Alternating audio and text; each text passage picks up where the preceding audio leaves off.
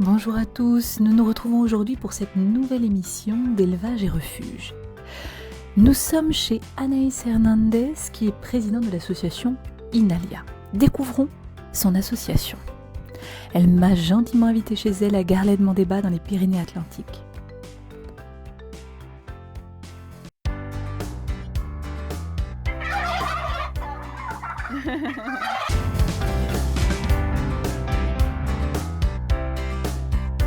Alors nous on recueille les chats, alors on arrête les chiens parce que ça nous fait beaucoup trop et que moi je voulais porter une voix surtout pour les animaux de ferme parce qu'il n'y a pas d'association pour les animaux de ferme ou très peu, du moins dans notre région, il n'y en a pas je voulais vraiment cibler sur les lapins, les cochons d'Inde, tout ce qui est basse-cour, donc poules, oies, dindons. Canards, enfin voilà, tous ces animaux, et également chèvres et moutons, parce que ce sont des animaux qui sont souvent considérés comme de la viande et pas comme des êtres vivants à part entière. Et je veux vraiment sensibiliser les gens par rapport à ces animaux qui peuvent être autant affectueux qu'un chien et un chat. On peut les promener comme un chien et un chat. Ils sont, du moins pour les lapins, ils font dans leur litière. Et ils ne doivent pas vivre dans des cages. Et nous, on est contre les cages. Voilà, on veut de leur semi-liberté où ils ont de l'espace, de l'herbe, de quoi courir. Et voilà.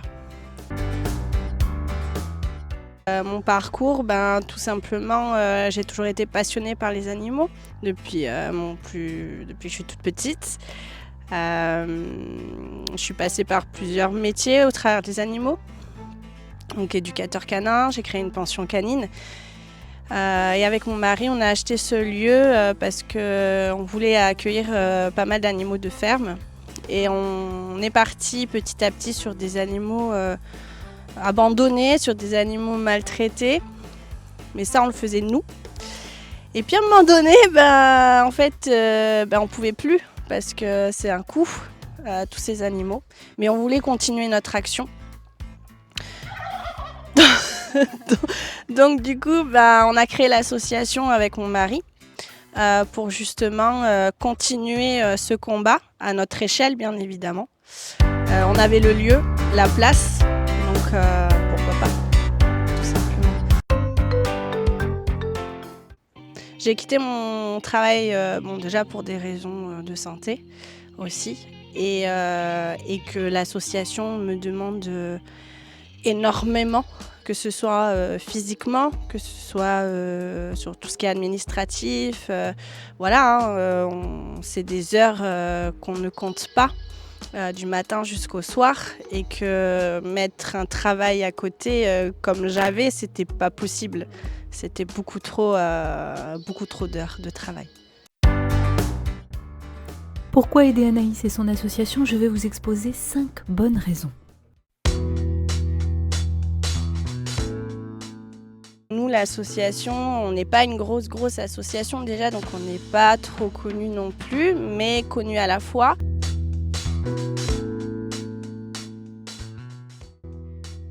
Ce qu'Anaïs ne vous dit pas, c'est que elle et ses bénévoles gèrent plus d'une centaine d'animaux au quotidien.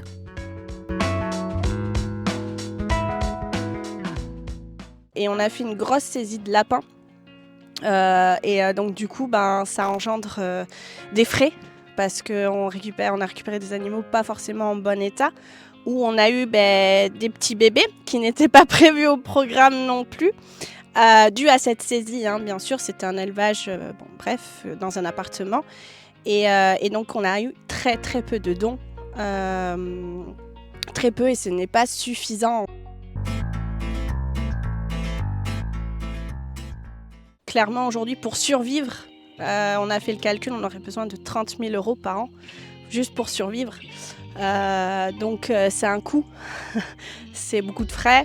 Aujourd'hui, l'association est en danger parce que on est complètement dans le rouge financièrement, et on n'a pas de dons, on n'a pas d'aide, c'est compliqué. En un an, on a fait 184 sauvetages, ce qui est quand même beaucoup pour un an.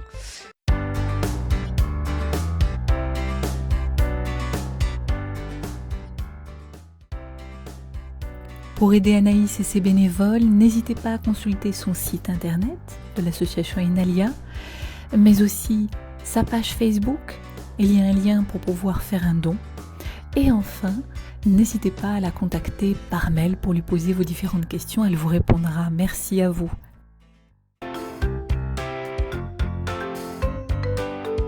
Si c'est sur place, ça va être le nettoyage, le nourrissage, les promenades pour les chiens qui nous restent.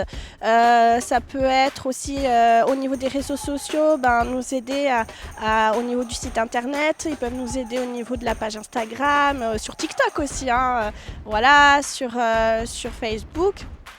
Après, on peut également nous aider administrativement aussi parce que pour les demandes de subventions par exemple ou nous trouver des idées pour justement avoir de l'argent parce qu'on en a énormément besoin, avoir de l'argent. Donc ça peut être proposer des événements, ça peut être plein de choses.